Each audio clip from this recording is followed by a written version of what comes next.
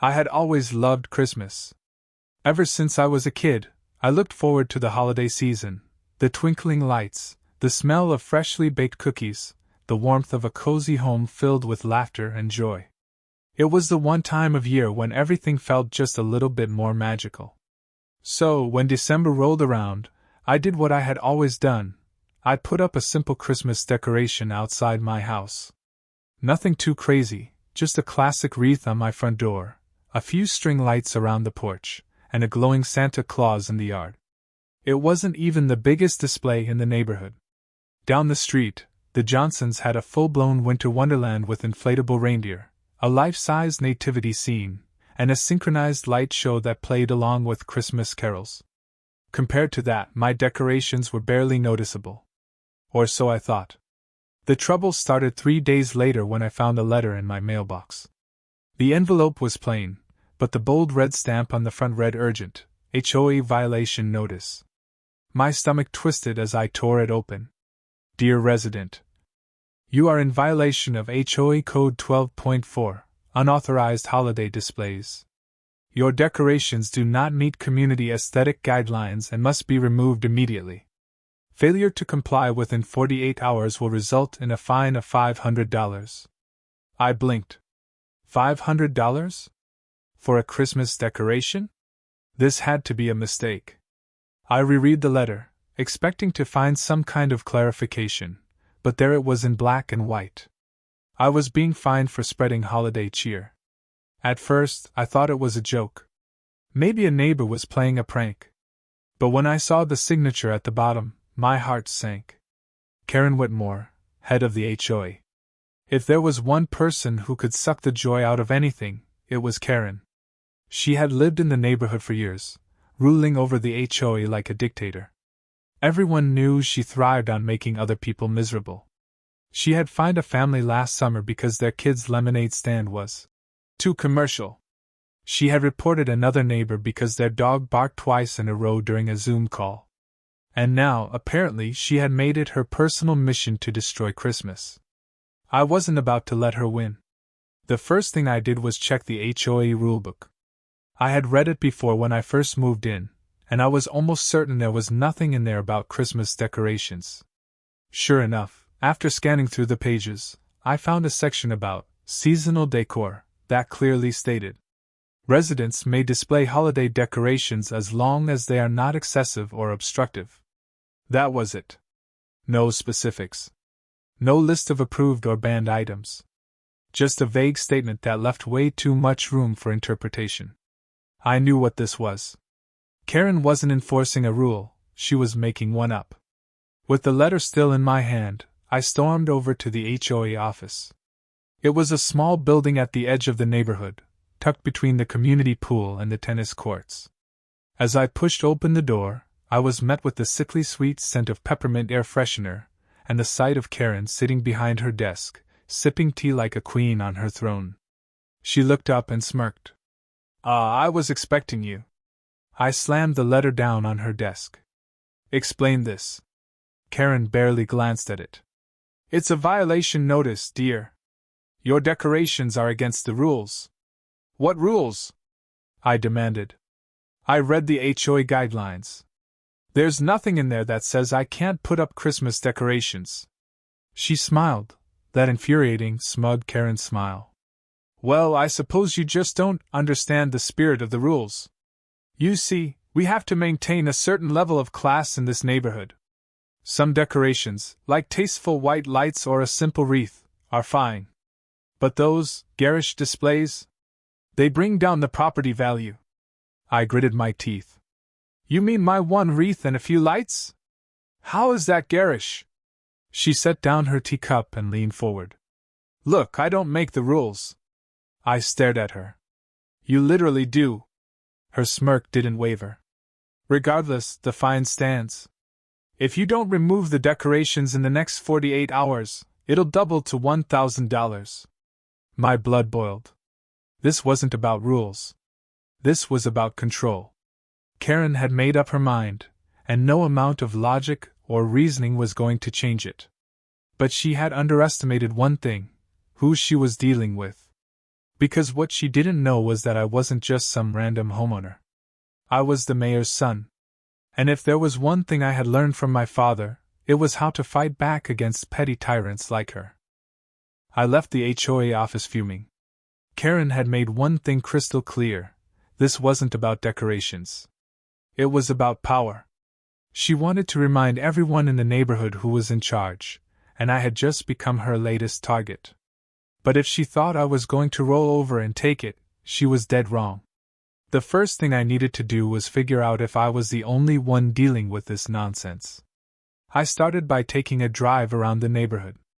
As I expected, Christmas decorations were everywhere. Some houses had simple string lights like mine, while others had gone all out. There was even a house with a 20-foot inflatable snowman that looked like it belonged in a theme park. Yet somehow, I was the one getting fined. Something wasn't adding up. I decided to ask around.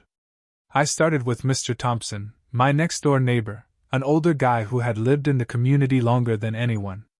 He was the kind of guy who always had a cigar in his hand and a story to tell. "Hey, Mr. Thompson," I called as I walked up his driveway.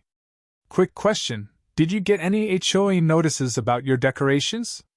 He let out a raspy laugh. "Ha! Not this year. But Karen tried to fine me last Christmas for putting up a wooden nativity scene. Said it was too large for my yard. I fought her on it, and she eventually backed down." "Why? She after you now?" "Yeah," I said, shaking my head. $500 for a wreath and some lights." Mr. Thompson let out a low whistle. "That woman has too much time on her hands." That was putting it lightly. I moved on to other neighbors, knocking on doors and asking the same question. The more I asked, the clearer the pattern became. Karen wasn't just randomly enforcing rules, she was selectively enforcing them. The Johnsons, who had the biggest holiday display on the block. No fines. The Martinez family, who had a Christmas tree in their front yard. No fines. But the Carters, an elderly couple with a modest Christmas banner? Fined. And then there was the Wilsons, who had been fined last year for a simple string of colored lights, just like mine. There was a common theme: the people Karen targeted weren't the long-time HOA board members or their friends. Instead, she went after those who either wouldn't fight back or didn't have the connections to stop her. She was playing favorites. And now I had proof. But I wasn't done yet. I wanted to know why she had a problem with my decorations specifically. There had to be something personal about it.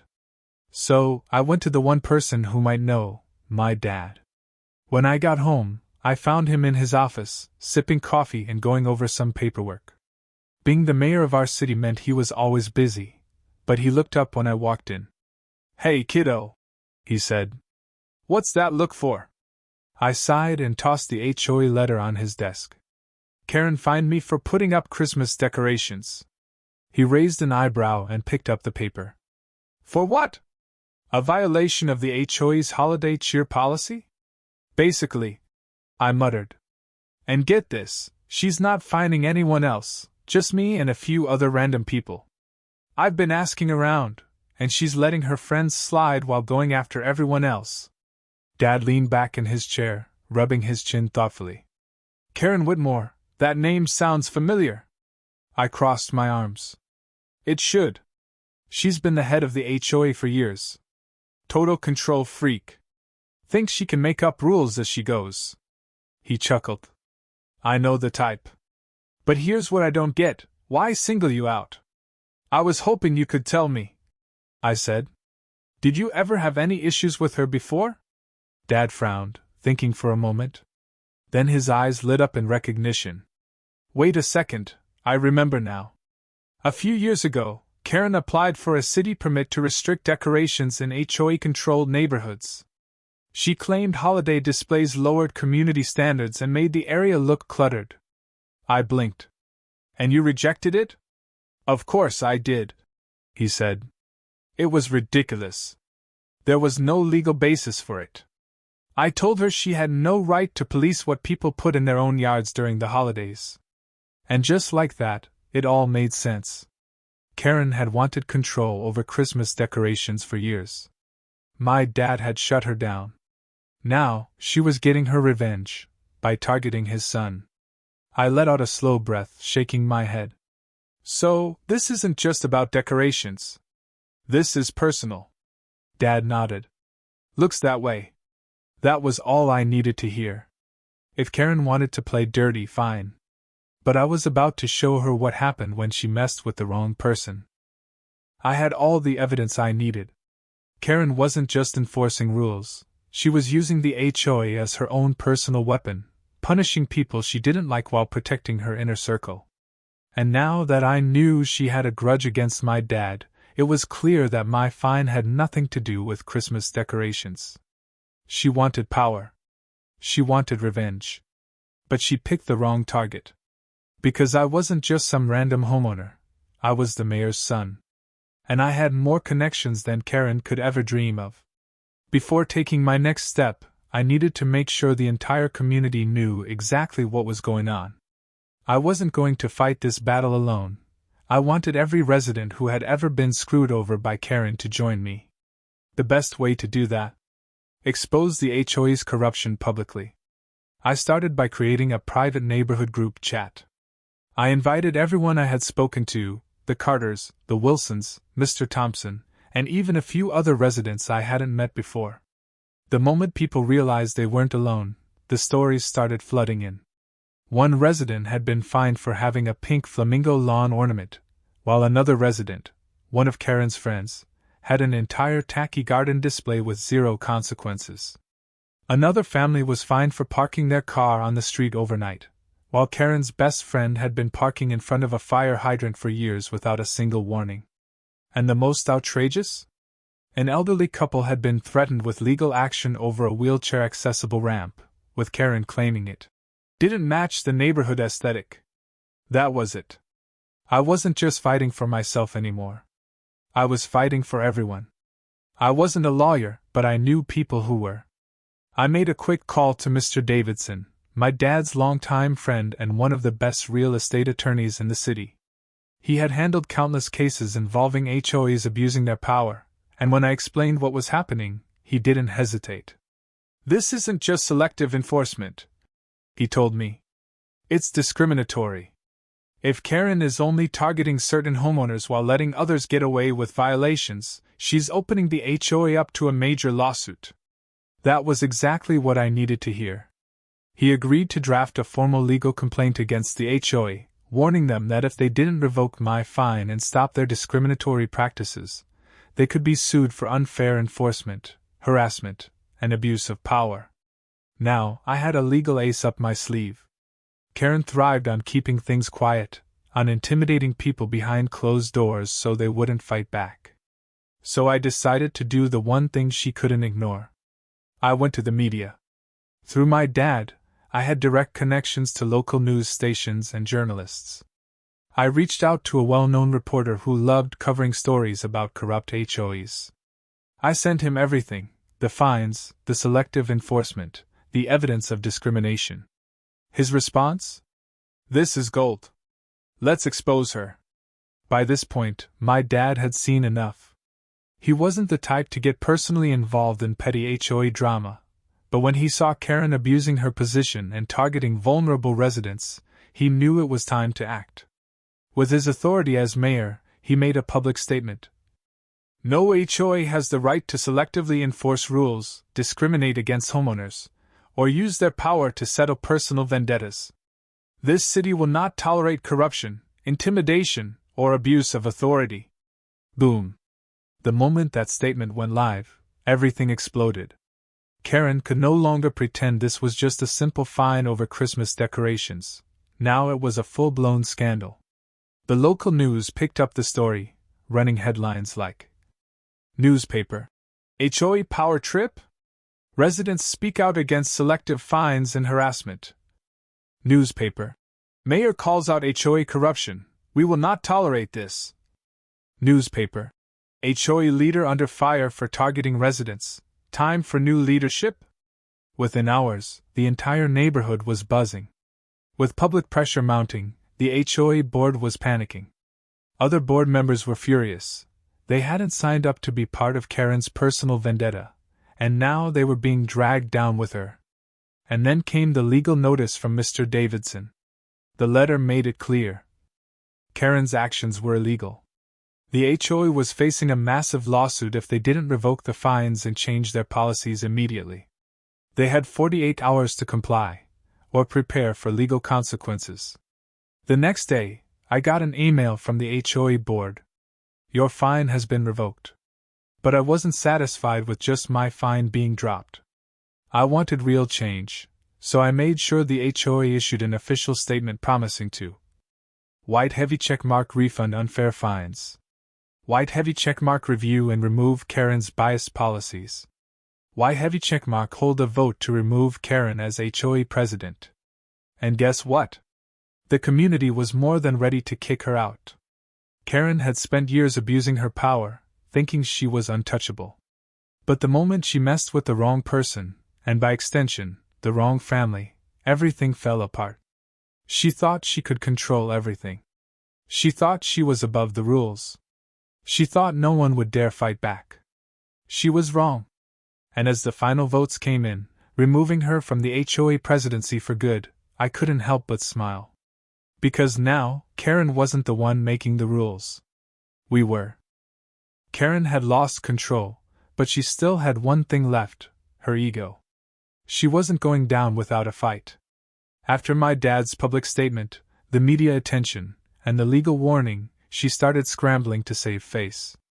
The HOA board had already turned against her, and the entire neighborhood was furious, but Karen still refused to admit defeat. So I made sure her downfall was as public as possible. After the legal notice and the media firestorm, the HOA board scheduled an emergency town hall meeting. It was supposed to be a discussion, but in reality, it was Karen's last chance to defend herself. I showed up early, and so did half the neighborhood. Karen walked in, trying to act like nothing was wrong. She had that same smug look on her face, the same fake confidence, like she still believed she could weasel her way out of this. But the second she saw the news cameras, I watched her entire demeanor shift. She hadn't expected this much attention. I had tipped off a local reporter, and now there were journalists and cameras rolling, ready to capture every second of what was about to happen. She couldn't run. She couldn't hide. And this time, she couldn't lie her way out. The meeting started with the HOA board members looking exhausted. They knew they were in deep trouble because of Karen, and I could tell they were ready to throw her under the bus to save themselves. Karen, however, wasn't ready to surrender. She stood up, cleared her throat, and tried to play the victim. "This entire situation has been blown out of proportion," she said, putting on her best fake politician voice. "I was simply enforcing the rules." Wrong move. The room erupted. People started shouting over her. "You only enforce the rules when it benefits you. Why do your friends get special treatment, Karen? You tried to take down a wheelchair ramp. How do you explain that?" She wasn't expecting the outrage. She tried to regain control, but at that moment, I stood up. I walked to the front, holding a stack of printed evidence. "Karen, since you claim you're just enforcing the rules fairly, let's take a look at some of these fines." I held up a blown-up photo of my Christmas decoration, a small, simple wreath. "This is what I was fined for." Then I clicked a slideshow showing another house in the neighborhood, one of Karen's friends, with a full Christmas light display, Santa statues, and even an inflatable reindeer. "This house? No fine at all." The crowd murmured angrily. I could see some of the other HOA board members shifting uncomfortably. I wasn't done. I flipped to another image, the pink flamingo lawn ornament that was fined $200. Then I showed a house with a giant tacky gnome collection, another friend of Karen's, no fine. Then, the worst one.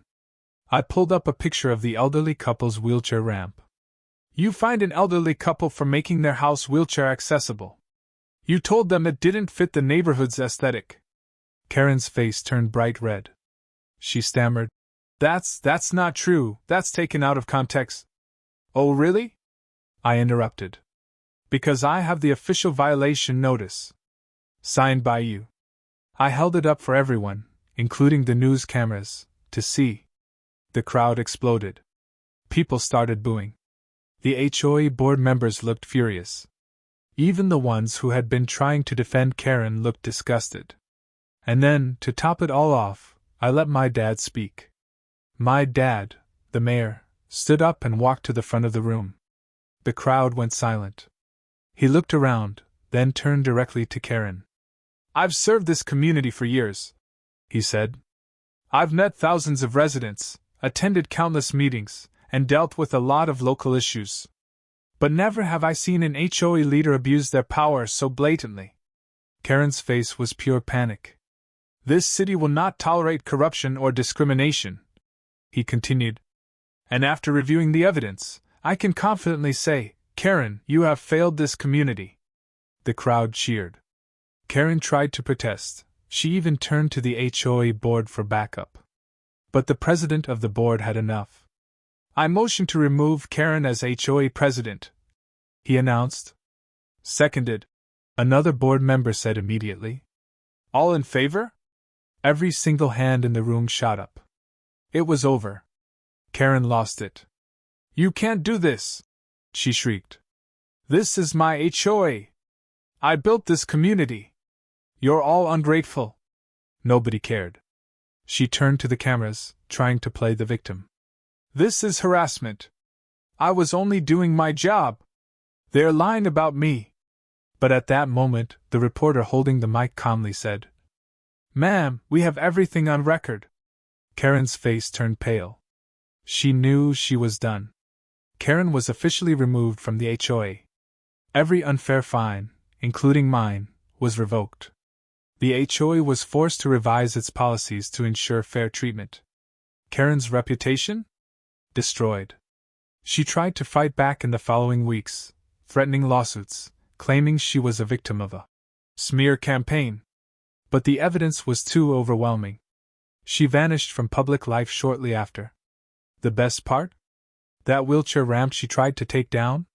Not only did it stay up, but the community chipped in to help the elderly couple renovate their home to make it even more accessible. That's what happens when you mess with the wrong people. Karen was gone. The HOA was in shambles, trying to scramble for damage control after their leader had been publicly humiliated and removed from power. But I wasn't satisfied with just removing her. I wanted to make sure this never happened again. And I had one final move left to play. After Karen's disgraceful exit, the HOA board was in full panic mode. They knew they had lost the trust of the community, and if they didn't act fast, they'd be out of power too. So, they did something shocking. They asked for my help. Yep. The same people who fined me for a Christmas wreath were now desperately asking for advice on how to repair the HOA's reputation. I made my demands very clear. All unfair fines, including mine, had to be refunded immediately. The HOA rules had to be rewritten to prevent selective enforcement. A public apology had to be issued to every homeowner Karen had wronged. The board reluctantly agreed, but it wasn't just because they wanted to. It was because they had no choice. With Karen gone and my dad, the mayor, watching closely, they knew they were one bad decision away from being shut down permanently. The day before Christmas, something incredible happened. I woke up to a knock on my door. When I opened it, I saw the elderly couple that Karen had fined for their wheelchair ramp. The husband had tears in his eyes. "Son," he said, gripping my hand, "you don't know what you've done for us. We thought we were going to lose our home." I stepped outside and saw something even better. Half the neighborhood had gathered in front of my house. People were cheering, clapping, hugging each other. Because the HOA's official statement had just been released. All unfair fines? Voided. Karen's actions? Condemned. New protections? Established. For the first time in years, our community felt like a real neighborhood again. But Karen? She wasn't finished just yet. Even after her public humiliation, she tried to fight back. A few weeks later, I got a letter in the mail. It was from Karen's lawyer. She was threatening to sue me for defamation, claiming that I had ruined her reputation and spread lies about her. I almost laughed out loud. Karen really thought she could scare me with a lawsuit? I handed the letter to my dad, who barely glanced at it before shaking his head. She's bluffing, he said. She has no case. But if she wants to go to court, we can. So, I had my lawyer draft a response. It was simple. Bring it on. Guess what? Karen never filed the lawsuit. She was all talk, no action. That was the last time I ever heard from her. Karen was gone for good. The HOA had changed its ways. And me? Well, I got one last surprise. A few months later, my dad called me into his office. He smiled and handed me a certificate. What's this? I asked. A commendation, he said. For standing up for the community. I pulled a few strings. I looked at the certificate. It was signed by the city council. I had officially been recognized for fighting back against HOA corruption. And the best part? That Christmas wreath, the same one that started it all, was still hanging on my door. This time, without a single fine. Because I had won. And the HOA would never forget it.